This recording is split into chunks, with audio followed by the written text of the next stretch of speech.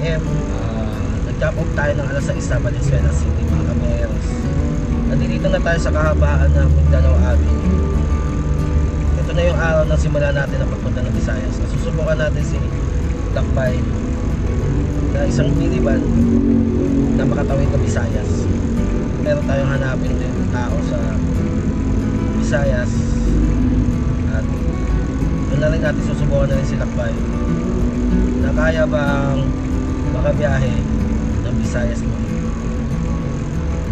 Susubukan natin makarating ng Naga City na mas maaga pa at doon na lang tayo mag-stop over.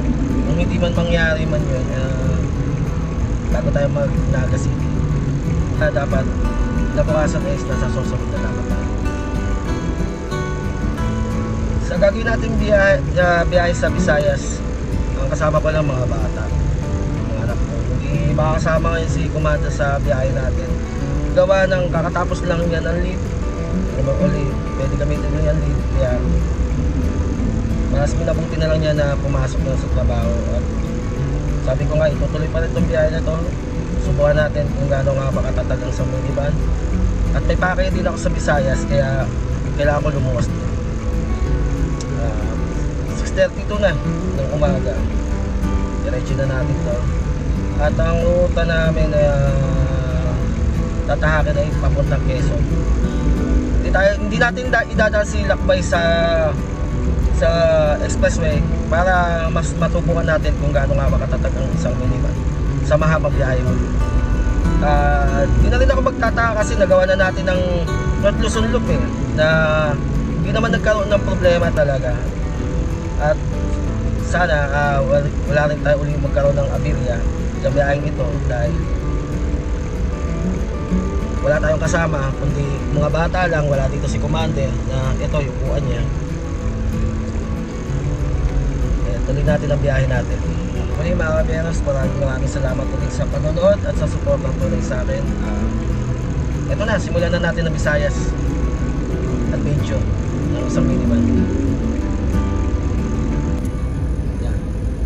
On traffic. Yan, pag tinatanghali ng biyahe, ito talaga madadatnan natin. Medyo napasap ang tulog natin at dapat yung jump off natin dito sa Valenzuela is dapat mga 3:30 AM. So sobrang delay. Wala naman tayo habuling oras kundi yung pagbalik na lang ng mga bata sa pasukan sa next Monday. Maiksi lang kasi yung oras dito ng stoplight ng go Kaya medyo nagbi-build up dito yung traffic talaga. Itong patikunan na to. Tapos pag ganitong oras pa, usually yung pasokan na oras ng pasok ng mga empleyado. Dahil Lunes ngayon, hindi lang ako sanay na bumiyahe ng hindi katabi si Commander dito. Pero kailangan natin ituloy kasi may habulin tayong tao, may hanapin tayong tao. Habang libre pa yung panahon na makasama yung mga bata. Ba't nga ba kasama yung mga anak ko? Dahil wala rin mapapag-iwanan din dahil may trabaho si Commander. Aalis din ako mag-worry din ako kung aalis din ako na hindi sila kasama. Kaya sinama ko na lang. Instead na kasama natin si Commander, sila ang kapalit ng pagbiyahe natin. Mag-stop over na lang tayo bandang Quezon. Hindi ko alam kung saan parte ng Quezon tayo, pero baka sana umabot tayo ng Gumaca yung tayo mag-stop over para makapag-almusan muna yung mga bata dahil hindi kami nag-almusan ngayong umaga. Umekta na kami kaagad ng biyahe dahil mas mahirap na pag mas abutan pa ng traffic pag tinanghali pa ng biyahe. Basta pag mag-stop over kami bago maggabi, kailangan makahanap muna kami ng matutulungan or depende sa lugar kung pwede natin diretso yun, diretso na natin para pinabukasan is saktong makasampa na tayo sa Sorsogon sa Matnog dahil sasampa natin si Lakbay sa barko. Kahit nung bumibiyahe naman ako dito sa Mobit, talaga matraffic dito talaga sa kahabaan ng Katipunan natin, crossing ng Aurora Boulevard common na talaga to.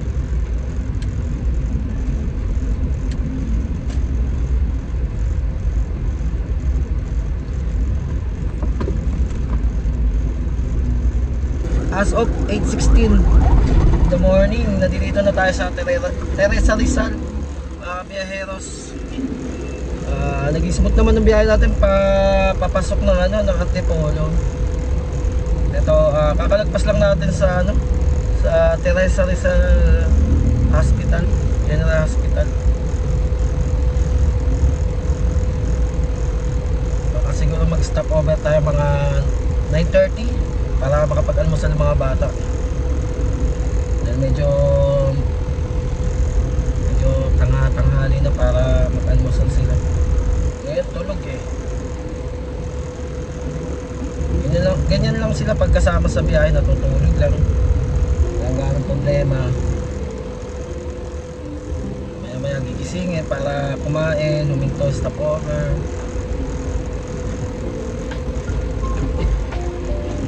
Hindi lang ako sanay na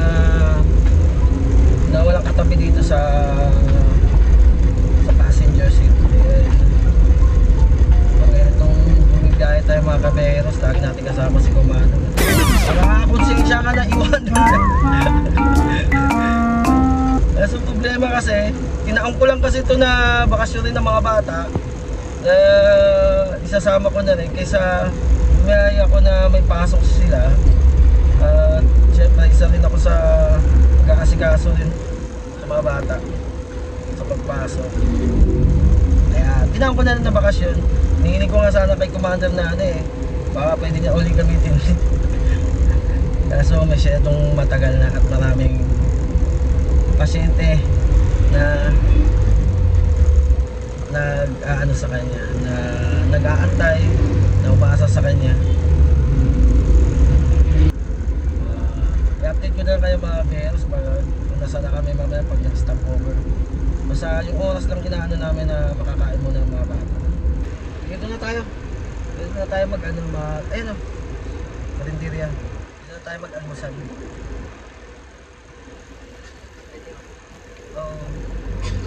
Ayan, lechon. Bulalo. Okay? Bulaluhan ba to? May lugaw. Sakto. Dito na tayo. Wala silang shampurado. Lugaw lang. Kabayo pa. Ayan naman di kabayo, no? Dito na tayo kumain. Unang stopover natin. Sakto 9 AM. Para makapagpahinga na rin si Lakbay mula umalis tayo kanina mga 6:30.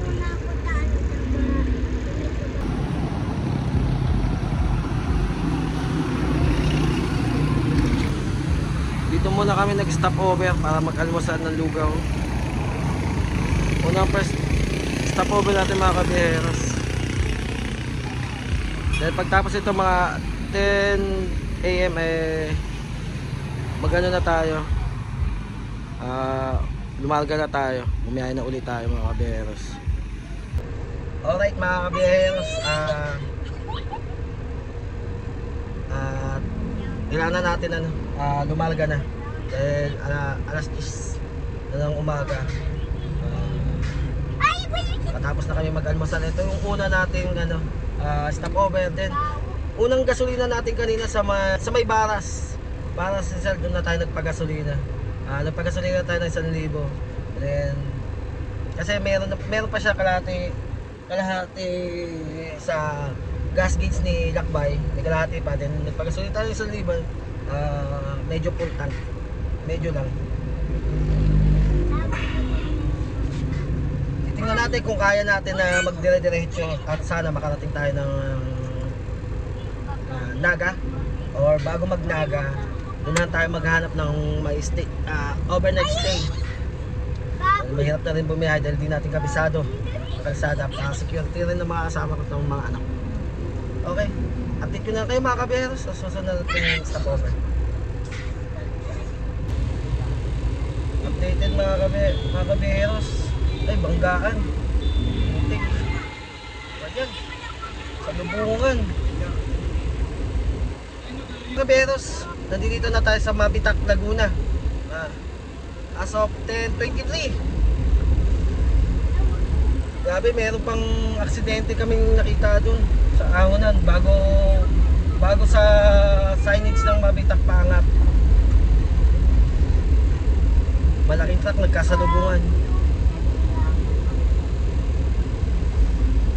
Gawa nga na sigsagandaan na to at puro kurbada, siguro nagkatadyahan, pang-apat sila kabanggaan.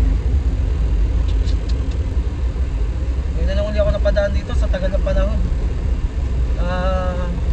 Before pandemic yun nung pumunta kami ng Quezon sa Tayabas, na last na dumaan kami dito ni Commander. Wala pa rin naman nagbago. Ganda pa rin yung kalsada. Kaso nga lang, yun na lang, accident prone area talaga itong kalsada na.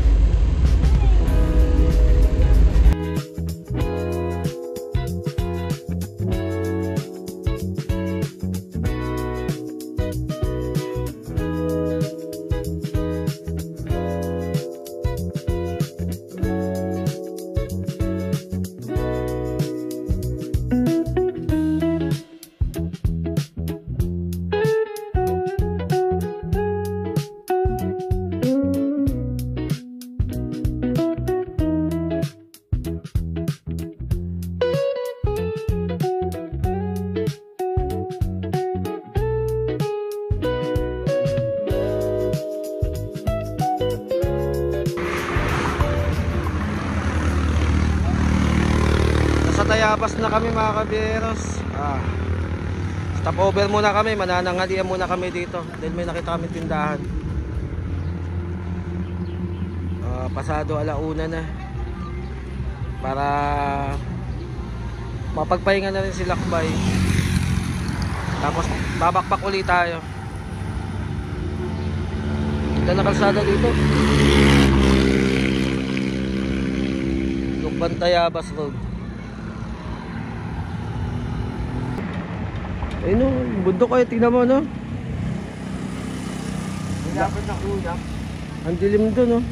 Ang baba ng ulap.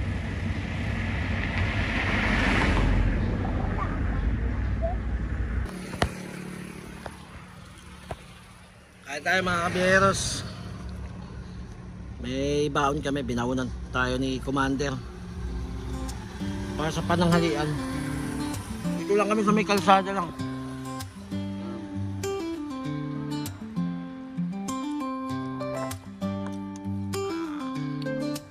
Papasado alauna na rin na namin kumain para tuloy-tuloy yung bakbak natin mga kabiyeros. Mababa pa to, dapat na sa Wapot pa lang tayo ng Quezon.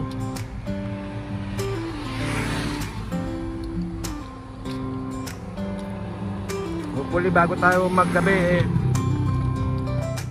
makababa na tayo ng Quezon para makahanap na tayo ng matutuluyan ngayong gabi. Mabilis lang ang oras.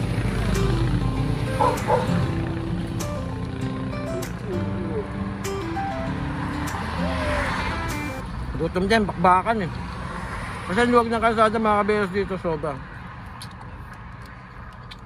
Pangalawang daan ko na dito, pero masasabi ko pala maganda pa ng daan. Solid. Alay ko po, inulan na kami mga kabiyeros. Dito kami nag-stop over sa Tayabas Bypass Road. Dito na kami nanangalian sa gilid. May baon naman kami. Kaso ito, dito na talaga. Kanya pa kami bumibiyahe mula Laguna pa lang. Umuulan na. Grabe, ang laki ng ng dilim doon sa harapan. Isa itong magpapabagal sa biyahe natin. Dahil hindi naman pwede natin bakbakin na ganitong kalakas ang ulan, mahirap na. Pero maluwag naman, pero siyempre for security na rin natin. 5 minutes pa bago tayo lumarga ulit para fully rest si Lakbay sa pag-stop over natin. Huwag natin masyadong pwersahin si Lakbay dahil maganda ang panahon ngayon. Mapaaga pa yung mag-ano kami, maghanap ng matutuloy ngayong gabi dahil pag ganitong panahon hindi ako maglalakas loob na bumiyahe, lalo pag ganito paggabi na kasi itong panahon hindi ko i-take this yung mga anak ko sa ganitong biyahe. Update ko na uli kayo mga kaberos kung nasaan na uli kami mag-stop over. Hopefully makalabas tayo bago magdilim. Makalabas tayo ng probinsya ng Quezon. Hindi tayo makabakbak ng maayos.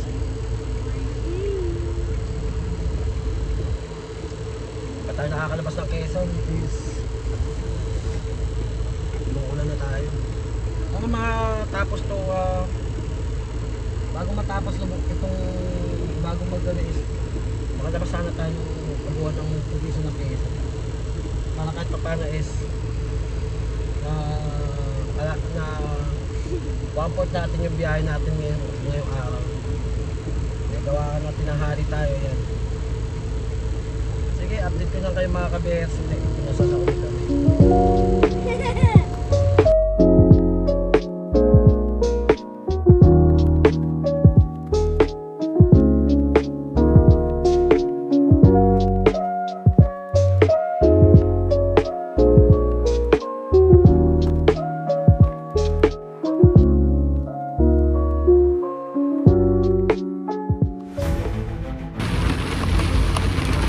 Grabe, lakas ng ulan dito. Sa Bitugang Manok, mga kabiyeros.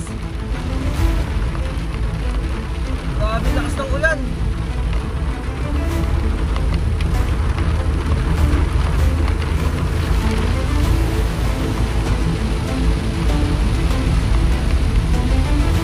Yung visibility ang daan.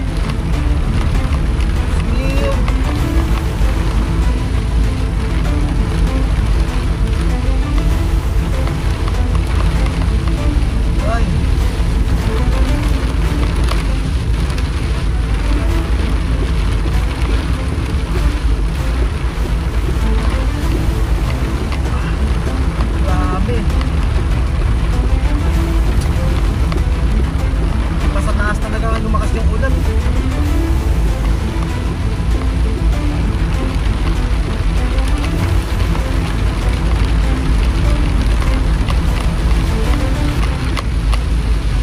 Bagyo ata. Ngayon.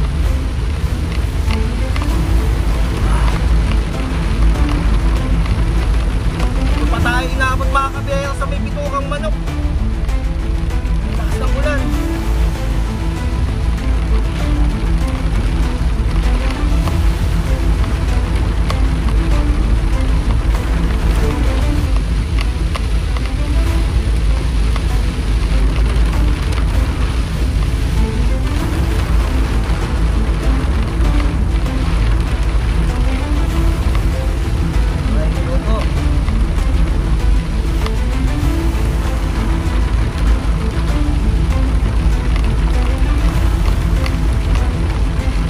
Pababa na tayo mga kabiyaheros. Katulad kayo na, puro angatan.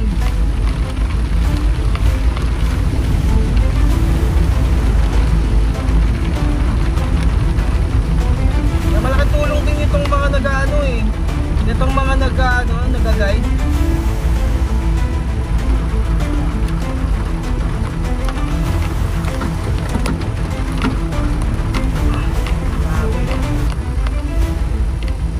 Time ko dumaan dito.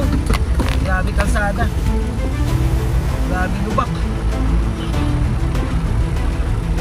Siniyo.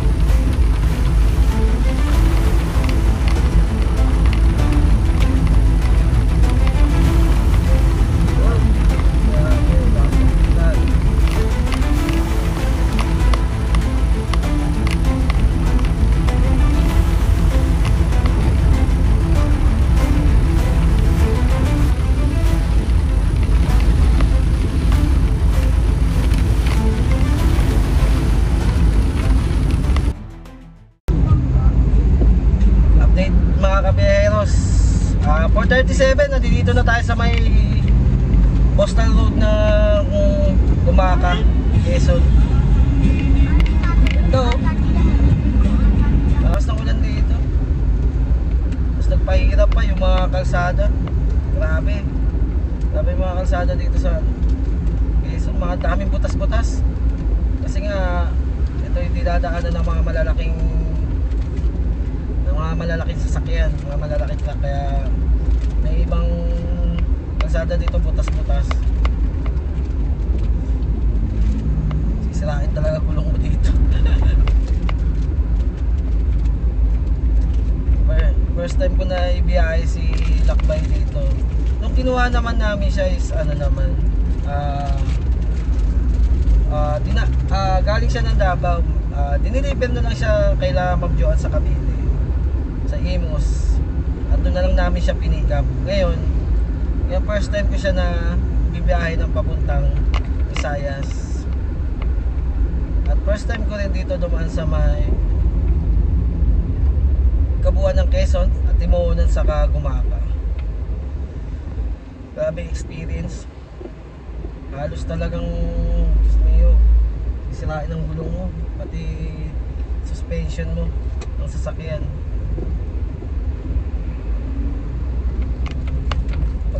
Release na?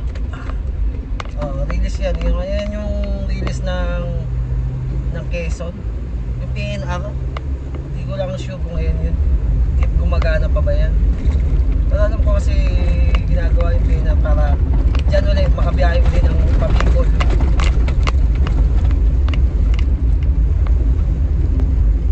Alog talaga.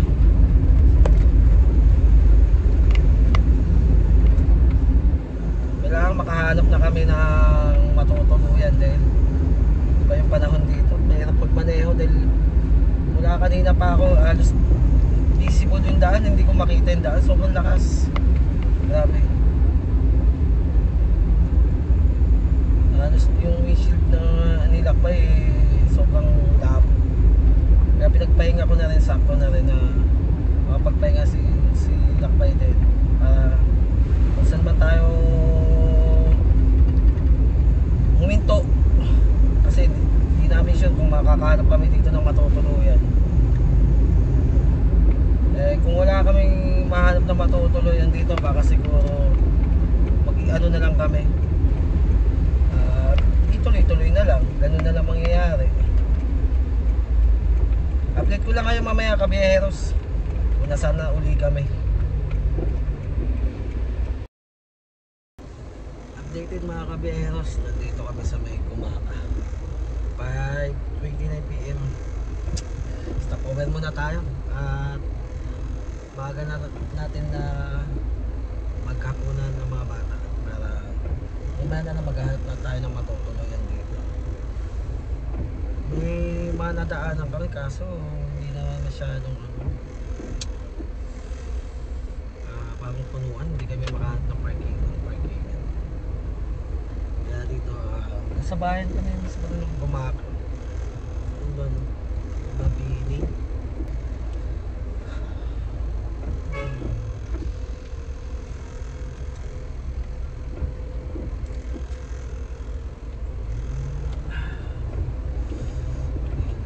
Magkapunan muna tayo para mamaya tuloy-tuloy na tayo tumakpak ulit mga kabiyeros.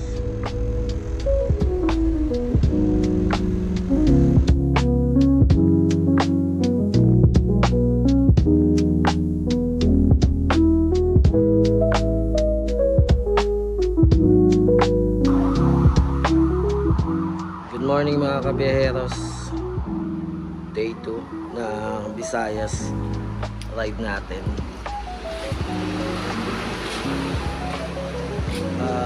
Dito na kami sa Gawa Hotel. Diyan kami nag-check-in ngayon. Dito si Lakbay.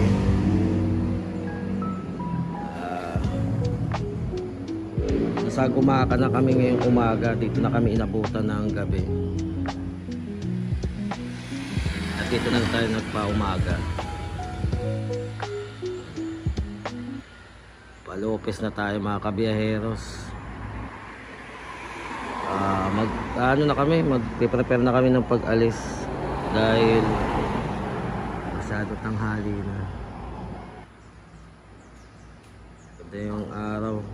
Di katulad kagahapon, halos inuulan-ulan kami. Ganda na yung panahon. Makakabakbak na ulit tayo mga kabiyaheros. Goods naman to nakuha namin na hotel, Noah Hotel. Nagbayad kami na 1.5. Tatlo kami. Goods na rin niya for 12 hours. Kasi ito yung may parkingan naman. Ayos. Fully aircon. Malamig. Tapos may tubig. Ayos. Goods na goods. Goods na goods na nakuha naming hotel. Tinuro lang rin to ng mga yung pinaggasolinahan namin. Nagtatanong kasi ako kung may mga hotel pa. Sabi meron daw dito sa Gumaca, check namin. Kasi kung wala, maglo-Lopez pa kami. Medyo malayo-layo pa. Sabi malayo-layo pa dito.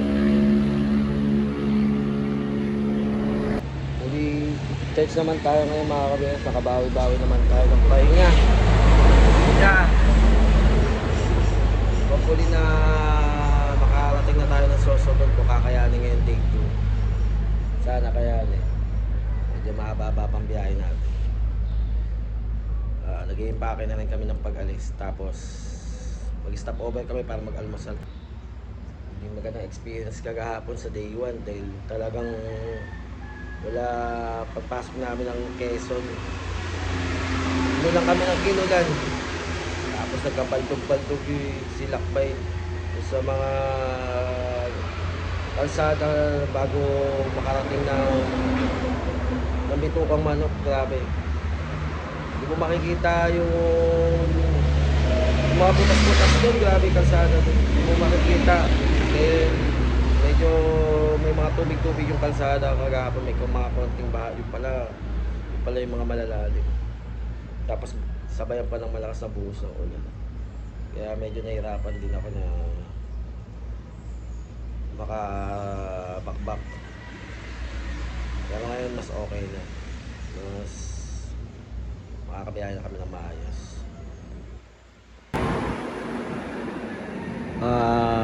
Goods naman to nakuha namin na hotel, Noah Hotel. Nagbayad kami na 1.5. Tatlo kami. Goods na rin niya for 12 hours. Kasi ito yung may parkingan naman. Ayos. Fully aircon. Malamig. Tapos may tubig. Ayos. Goods na goods. Goods na goods na nakuha naming hotel. Tinuro lang rin to ng mga yung pinaggasolinahan namin. Nagtatanong kasi ako kung may mga hotel pa. Sabi meron daw dito sa Gumaca, check namin. Kasi kung wala, maglo-Lopez pa kami. Medyo malayo-layo pa. Sabi malayo-layo pa dito. Kaya mga kaberos, diretso na tayo. Talaga na ulit tayo mga kaberos. Good morning mga kaberos. Day 2 ng ating Visayas tour. Biyaheng Visayas.